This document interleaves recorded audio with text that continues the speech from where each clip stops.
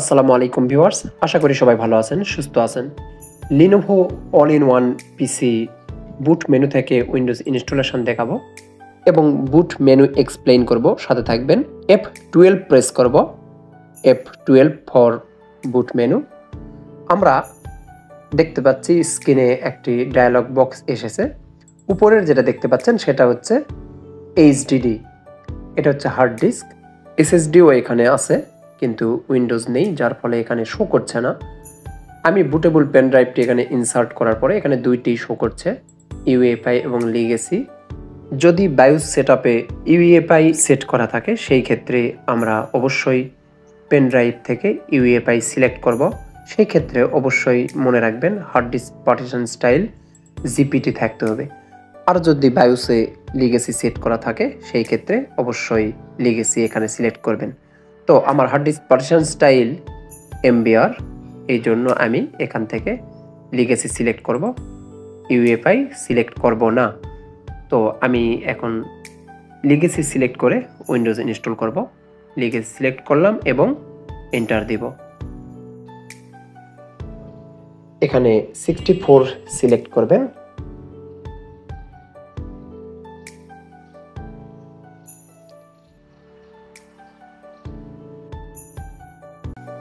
এখন এখানে দেখতে পাচ্ছেন এটা গতানুগতিক উইন্ডোজ ইনস্টলেশন প্রক্রিয়ায় চলে যাব।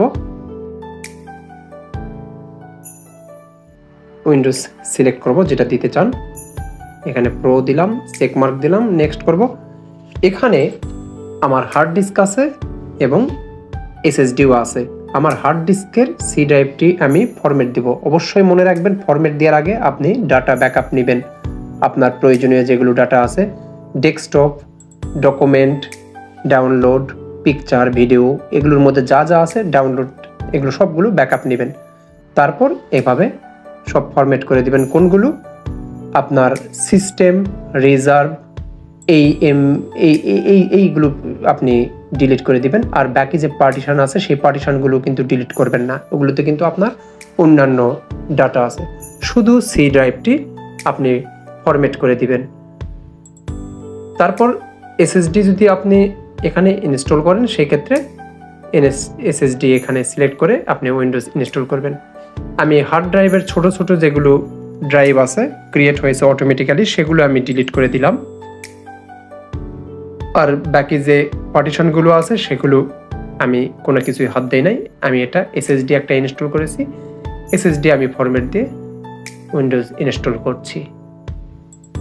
যখন আপনি রিস্টার্ট দিবেন সাথে সাথে আপনি পেন ড্রাইভটি খুলে নেবেন, তা না হলে পরবর্তী রিস্টার্ট নেবে, আবার পেন ড্রাইভ থেকে উইন্ডোজ ইনস্টলেশন প্রক্রিয়া শুরু হবে। এতে করে আপনি সমস্যায় পড়বেন। অবশ্যই পেন ড্রাইভটি খুলে নেবেন। আর আমি যা করছি সেগুলো দেখে দেখে এভাবে করবেন। আর এখানে একটা ইউজার নেম দিবেন, ইউজার নেম দিয়ে নেক্সট করবেন। পাসওয়ার্ড দেওয়ার দরকার নাই, একদমই সহজ এটা। আশা করি আপনাদের ভিডিওটি ভালো লাগবে। ভালো লাগলে অবশ্যই লাইক, কমেন্ট, শেয়ার করবেন আর সাবস্ক্রাইব করে সাথেই থাকবেন।